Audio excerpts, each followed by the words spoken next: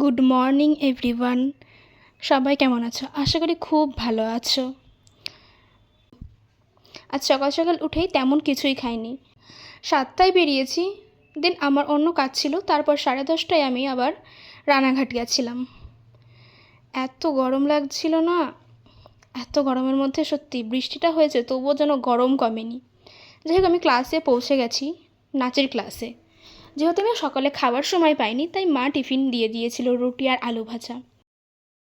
Dance class complete করে আমি বাড়ি ফিরলাম। আবার বিকালবেলায় আমি গেছিলাম বেথুয়ায়, একটু কাজ ছিল। এ দেখো, ট্রেনে চুপচাপ একাই বসেছিলাম, যেহেতু একাই যাচ্ছিলাম একটু বোর লাগছিল। যাই হোক, দেখতে দেখতে আমি বেথুয়ায় পৌঁছে গেছিলাম। তখন বাজে প্রায় 5টা মতো। আর এই যে আমি এই দিদির মেয়েকেই নিতে এসেছি, এদের সঙ্গে দেখাও হয়ে গেছে। দেন দিদি একটা জামা কিনবে বলে দোকানটায় গেছিলো, গৌরনীতাই, সেই দোকানটাই। আরে দেখো, সিঁড়ি দিয়ে উঠেই যাচ্ছি, দোকান আর খুঁজে পাই না। যাই হোক, আমরা অবশেষে দোকানটা খুঁজে পেয়েছি। ওখানকার একটা লোককে জিজ্ঞেস করলাম, বললো তো লিফটে করে যেতে হবে। তাই আমরাও লিফটে করে চলে গেলাম।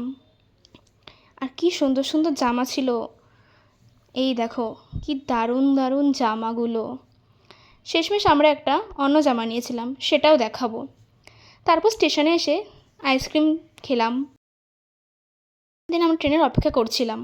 আরে দেখো কি করব, বসে বসে তাই যা না তাই করছি। তারপর আমরা ট্রেনে উঠে পড়লাম। দেন ট্রেনে উঠেই আমরা কৃষ্ণনগর নেমেছিলাম। তারপর কৃষ্ণনগর থেকে আবার ট্রেন ধরেছিলাম।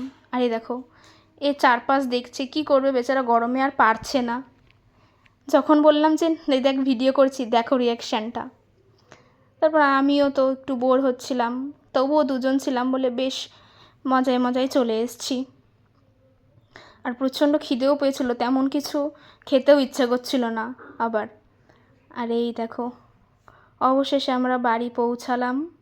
সেই কখন বেরিয়েছি, সকাল 7টা থেকে পুরো টানা আমি আজকের বাইরে ছিলাম, শুধু ট্রেনে চড়েছি আর ট্রেন।